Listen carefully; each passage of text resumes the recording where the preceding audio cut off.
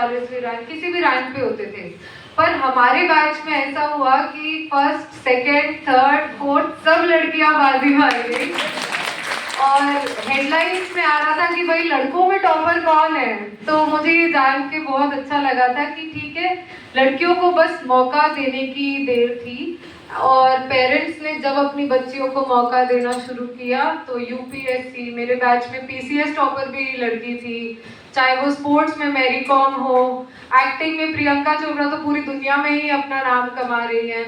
तो कोई भी फील्ड हो, साइंटिस्ट हो, टीचर्स इतने सारे हमारे सामने हैं। तो बस बेटियों को मौका देने की देर थी और वो एकदम रॉकेट की तरह ऊपर हर जगह फर्स्ट पोजीशन पे आ रहे हैं।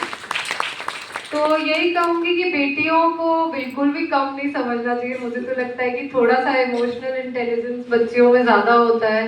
बचपन से ही बच्चियां जल्दी समझ जाती है अपने पेरेंट्स की बात, और ये जो मैच्योरिटी होती है वो उनको आगे चल के जब वो अधिकारी बनते हैं, मुझे लगता है कि जब मैं एक डिसीजन लेती हूँ तो मैं बहुत सारी चीजें, मुझमें जो एम्पैथी होती है, उनकी बातें समझ के रिस्पॉन्ड करना, जैसे कि आप टीचर्स हो, आप बच्चे की जरूरत समझ के रिस्पॉन्ड कर रहे हो और अपने ईगो में नहीं रहते हो। तो ये महिलाओं की बहुत बड़ी शक्ति है जो आपका इमोशनल इंटेलिजेंस है।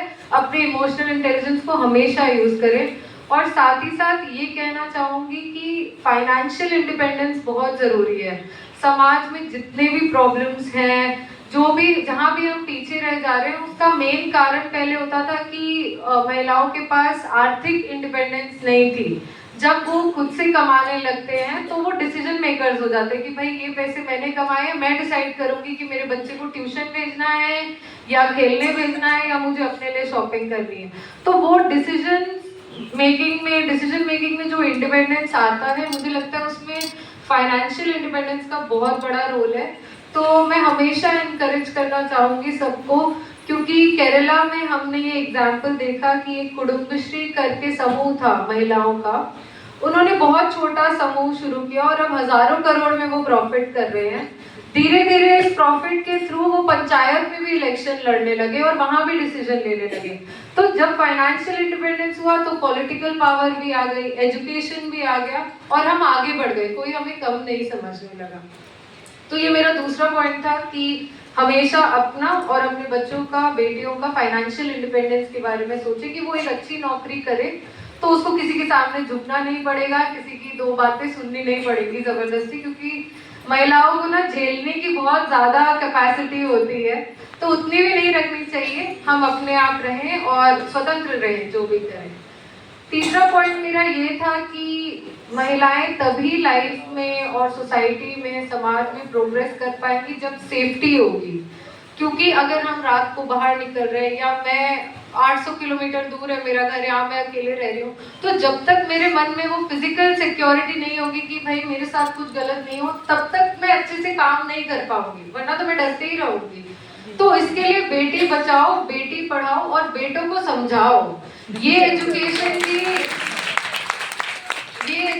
भी बचपन से ही शुरू होगा। अगर हम बेटियों को समझा रहे हैं कि उनको इंडिपेंडेंट होना, तो हमें अपने बेटों को भी समझाना है कि आपको लड़कियों की रिस्पेक्ट करनी है।